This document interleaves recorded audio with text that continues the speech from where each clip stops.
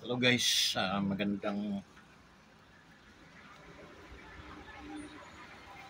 magandang hapon. No? Good afternoon to all of you guys. Panibagong araw, panibagong vlog na naman ang gagawin natin sa hapong ito. Shout out muna natin guys ang ating mga kaibigan, ang ating mga ka-OFWs, no? Shout out sa ating mga OFWs scattered around the world, no? Shout out sa inyo lahat. Mga OFWs dyan sa Taiwan, no? Shout out sa inyo. Dyan sa Hong Kong, no? Singapore, dito sa Asia, no? Shout out sa inyo guys. Okay? Ingat kayo palagi. Andin sa ano natin sa dyan sa Middle East, no? Sa KSA, Kingdom of Saudi Arabia. Shout out sa inyo lahat yan, mga ka-OFWs. Well, by the way, andito ulit tayo sa lugar ng mga mahihinang tao, dito sa mga normal, mga mortal na mga tao guys. Ngayon dito tayo. Shout out sa ating mga kapwa immortal, no? Shout out din natin si yung ating kaplaneta, si Janril Casimiro. Ano din yun, no? Yun ay isang ano din yun guys, matibay na tao. Talagang tutusin na mga taga ano din yun, immortal din na lahi nun. Okay? Sa ating mga kaibigan dyan sa Dida Samar, no? Shoutout sa yung mga taga Samar, pagkitang gilas naman kayo, pasiklab naman kayo guys. Palakpakan natin ng mga taga Samar. Okay? Dida Basay, ano? Basay noon. Alam niyo yung Basay guys, kwentuhan ko kayo. No? Yun lang ang Basay na, yun lang ang taon ng Samar na napakaganda yung location. Okay? From Patag ay bakit ang paano pataas. Okay? Hanggang sa bundok, may hospital nila, bundok na yun. Okay? So napaka ano sa baha, ganun, baha man yung ano, pero kabayanan, pero yung kanilang hospital mataas. Hanggang sa may munisipyo nila, lalo na simbahan nila sa kanilang pasyalan talaga namin yun nung kami mga high school pa. So shout out mga Basay nun. Okay? Kumusta na kayang ano Prawis, kaya dahil rayaya. Kumusta kayo ya? No? Shout out sa iyo dito sa Pastor Sims Gastos, kaya family. Shout out sa iyo nga hindi na marabot gihapon. Kadikit lang ng mga bansa ito. Ay bansa, taon marabot. Shout out sa iyo mga taga Marabot, Samar. Din ba? Tacloban, lalo ang Tacloban. Ba daw? Kaupay ang Tacloban. Katawid ng San Juanico. Tacloban na ito. So, yun. So, shout out sa iyo nga tanong nila. Hino pa? Ang mga lasi ngayon, mga lasi family din na Tacloban, kaibaan. Shout out nila John. Juban. Nag-roll call na naman ng inyong angkol. Umpisa tayo kay Junag. Okay? Shout out doy, pati ang imong pamilya. Naway nasa mabuting kalagayan kayo. Okay? Kenda si Junjun. Okay? Shout out John. Ingat kamu always. Ihikuan sila Juban niya family, si Inday, okay? Si Permelin. Shout out sa inyo day. Okay? Paki-regards ako sa pamilya ninyo. Okay, once again, yun, sino pa ba i-shout out natin? Marami, no? Mga daghang mga kahigalaan. Okay, sila Billy Kid.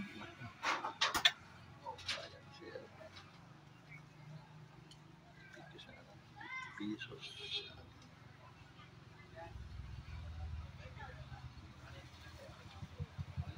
Yun, no? So,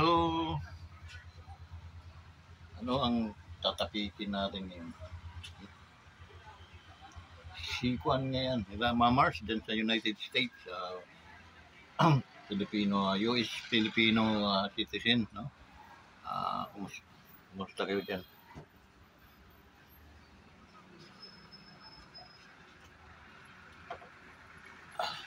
Shout out sa inyo lahat, no? Sila Mindanao, mga Almida, Billy Kid, no? Ariel, si Almida, Glo, Gloria. Shout out sa inyong tanan dida, no? Mindanao, uban na Pastor Tutoy. Classmate ko sa Bible. So yun. Anyway, dito tayo sa lupain ng mga mortal, ano? Yun na medyo maulan-ulan ng kanilang araw, no? Kulimlim. Yan o, kita naman yun. Kulimlim.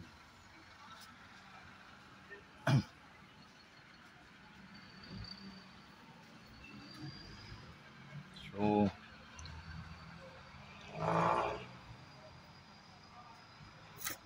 wala na din na natin maanuhan yung pag-advance ng edad natin, no? 2025, so Diyos ko, 65 na sabta. Aroy, it doesn't matter, man. Magsi-60 naman si Mrs. Okay? This coming February. I hope na God will always take care of my lovingly wife, no? Bigyan pa siya ng mataas pang panahon sa mundong ibabaw. Enjoy niya ang life niya dito sa lupaan nila, sa lupa ng mga mortal. Yung guys, that's my prayer to my beloved wife, no?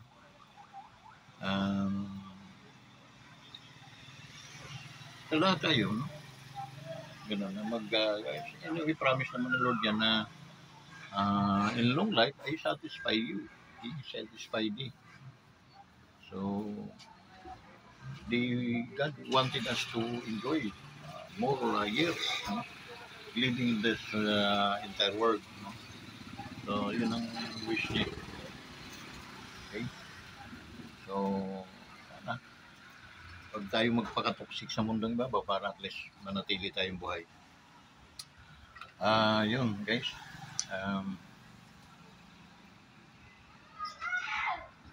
Sa may atong transahon karon, no?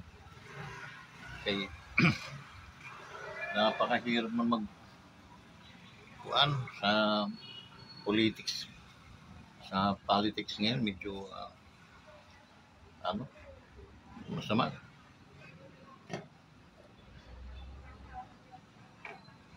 Dahil medyo sabi ko naman sa kanila, hindi mananaig yung masama sa kabutihan. Kahit anong mangyari.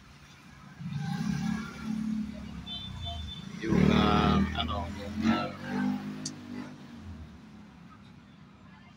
kasamaan na hindi mananaig sa kaya nang nagrally yung Iglesia ni Cristo kahapon, by the way, no, i-recap ko lang, no? Napakarami guys tao. So,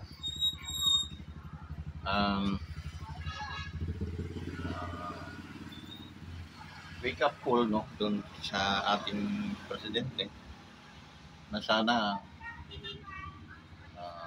ayusin ang pagdala sa bansang Pilipinas, no? Huwag nilang lilimasin ang ating ano dahil nakamasid lang ang mga retired military natin, militaries, police, PNP, in uniform, nakamasid lang yan, no? Once na kayo ay magkakamali ng ano, kasi for a matter of 2 years, 3 years na panunungkulan ni Marcos, no? Getting worse and worse and worse, no? So mayroon pa siyang 3 years more ago. So so baka malimas yung ating talagang ano, no? Malimas yung mga halimaw yung mga nakapaligid eh. Okay? Andyan yung rumors kay Romualdez. Okay? Dahil Tacloban, hindi niya ito naman mga taong ito. Wala talaga. Tapos, ano pa? Takot pa matalo kasi siya, nasa baluta yung kanyang kalaban na in-endorse ni Pangulong PRD ni Pangulong Duterte ay tinanggal sa listahan ng baluta. Talagang napakamaro nito ni Tambaluslos. So, yun ang isang ano diyan naman, sa mga karumal-dumal ng mga ginagawa ng mga taong yan na hindi marunong lumaban ng patas ba? No? Laban ng patas. Hindi kayo dahil Presidente Marcos, ito naman Presidente, para wala naman itong pulos, no? Walang silbi. Kasi kung para siyang lang tutay na hindi marunong magdesisyon. No? Parang hindi siya marunong sumaway sa kanya. Alipores daw, kasi nga. Tatadyakan ko kayo pag balay, no? Ano pa lagi, sang-ayon lang siya kahit mali-mali na yung mga pinaggagawa ng kanyang pinsan. Ayaw lang siya, hindi siya, akin yan ha, sampigain ko talaga yan. Pinsan punyita ka, tuto kang gumalang sa Presidente. May Marcos ako ikaw ay Romualdez. Balasubas ka, wala kang utang na loob sa mga Duterte. Pati yung asawa ni Marcos, no, President. Kaya ko mga rumors lang yun, kaya pinagtatanggol ko noon, no. Tanggol ako sa mga animal na yan, pero pala ay totoo. Tingnan nyo, napababa man nila ang presyo ng bigas. Paabot man lang kahit 30. No, wala. Lumubol lahat ng mga bilihin. So, yun ang isang walang kwenta talaga ito. That's the reason why nakamasid lang yung mga mamamayan natin. Oras na hindi kayo magbago. Naku, bitin talaga kayo patiwarik. Tingnan nyo. Okay? Ganun lang kasimple.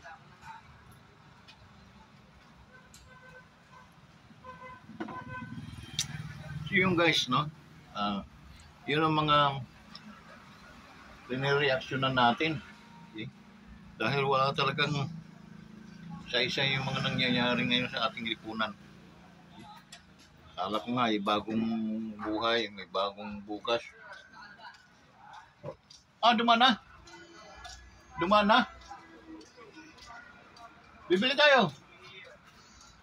Bibili.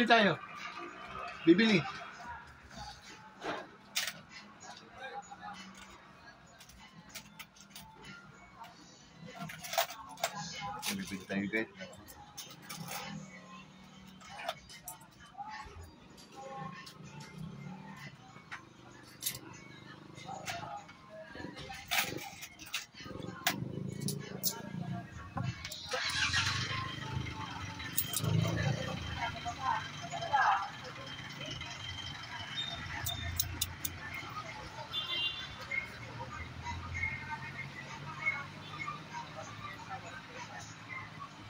Wala. Diretso. Ayaw. Itlog. Ano kasi doon? Ano muna?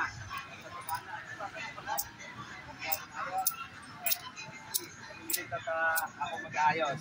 Si Budong.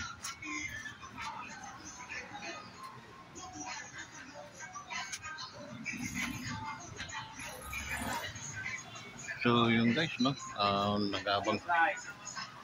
bang tayo ng Budong, kaso dumaan, dumiretso, isnab tayo. Yan. Ayan guys, andito tayo sa labas ng Cartimar. Nasa labas tayo ng Cartimar. Large, small, pero Nasa Cartimar tayo guys. Cartimar. Cartimar. nagtatanggal ng antok si Sir.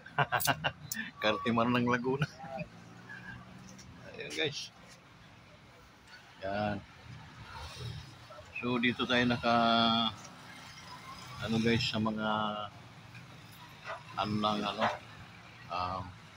ito yung mundo ng mga mortal na mga tao guys. Is tayo mga immortal tayo. Hindi tayo tinatablan ng mga sakit-sakit eh. Pero ububo.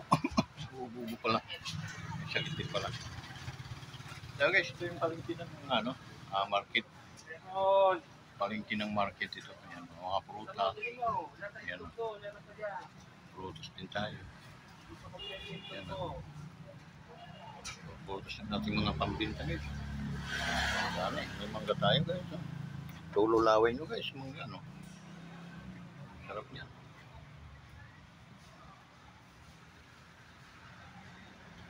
So, ganito na lang kasi wala naman tayong gandang Wala. Yan. kaya nangyayari sa atin. Yun. Ang nangyayari sa atin guys, talagang matalo tayo.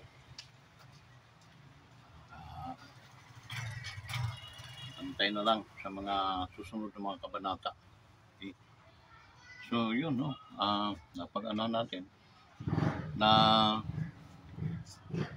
nakamasid lang yung ating mga general, ating mga retired general, nakamasid lang sila.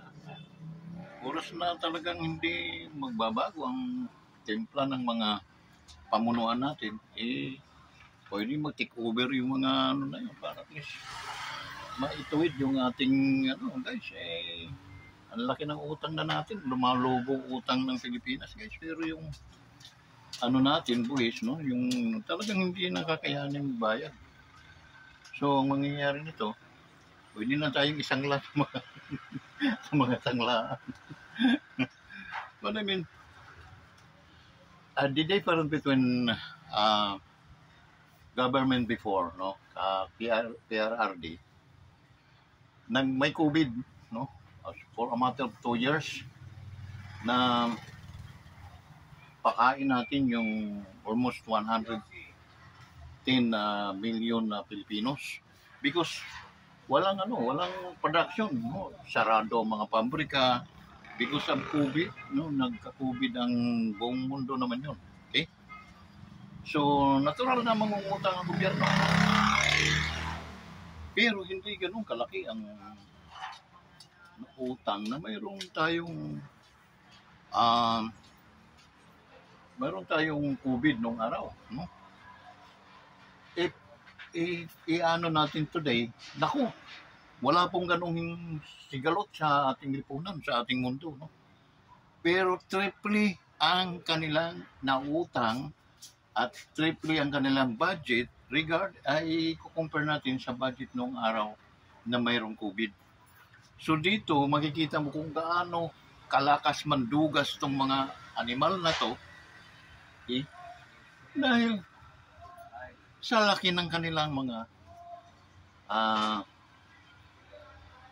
binibitawang pera. At saka ngayon guys, ang daming ayuda na wala naman tayong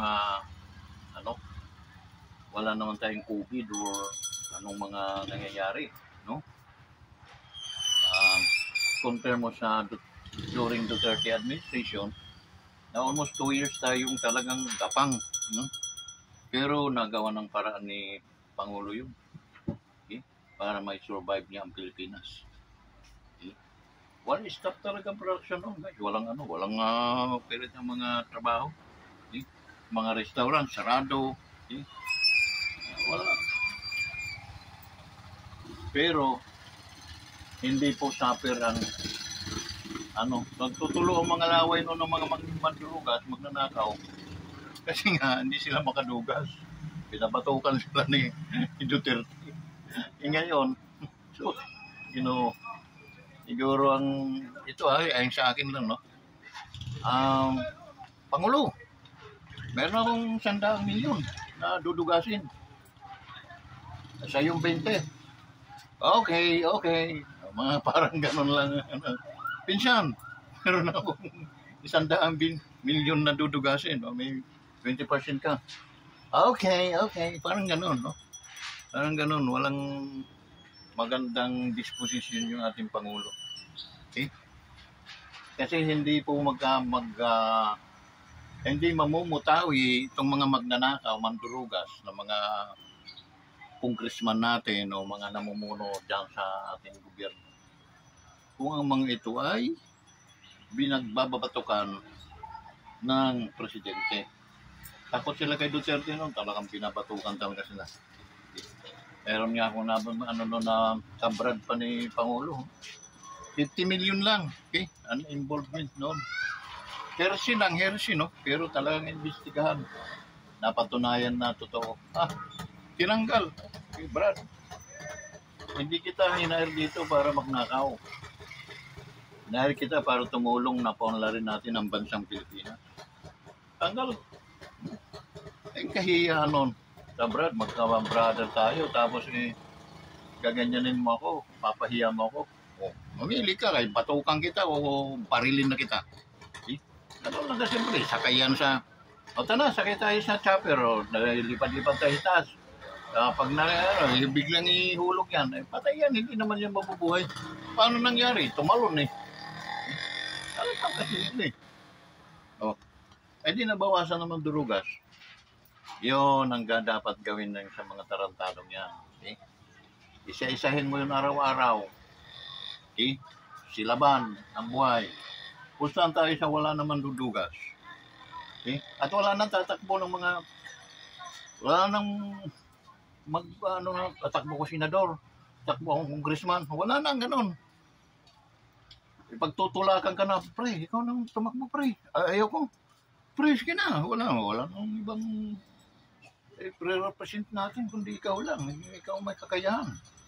Diba, ganun. Ngayon, kahit mandurugas, kahit mga kriminal, nagkukumahog ng mandurugas muna yan, lulog muna ng mga bangko, kakaroon ng mga ngarnap muna yung pag nakaano na ng punan, tatakbo yan, kakandidato yan, may panggastos na Ganun ang nangyayari. Tapos, pag nanalo, dugasan dito, dugasan doon. Tingnan mo, napakarami nating ayuda. Hindi kayo nagtataka bakit maraming ayuda. Okay? Na sinisingit nila, wala naman talaga sa tamang posisyon sa budget yun Sinisingit lang nila. Kasi dyan sila nakakadugas. Dyan sila nakakadugas na malalaki. Halimbawa, may mga 1 bilyon. Naku, ang i-release yan nila doon sa mga mahihirap. Mga 20 million. Gaano kakalaki ang matitira? Bubulsa na nila yun. Kaya sila nakabili ng Rolex. Okay? Magkano ng Rolex? 5 milyon ng Rolex na suot-suot ni Atras Abante. Sino pa? Yung Queen Bao. Sino yun? Taga-Marikina representative. Ang mamahal ng mga bag. No? Relo. Cuentas. Isang kukuha na yun. Nagtatricycle nga lang yung teacher lang yun. Nanalo siya ng representative, no? Yun. Ngayon, puro na mga 5 milyon, 2 milyon ang mga bag pa lang. No? So, kung ikaw, isang Pilipino, may pera ka, bibili ka ba ng ganong kamahal? Kahit yung mga anak ni may-ari ng SM, hindi sila ganong kayabang. Okay? Down to earth sila, no? Ikaw pang patay gutom ka tapos biglang pumasok ka sa gobyerno. Nagkaroon ka na ng mga ari-arian. Okay? Hindi kayo nahiya.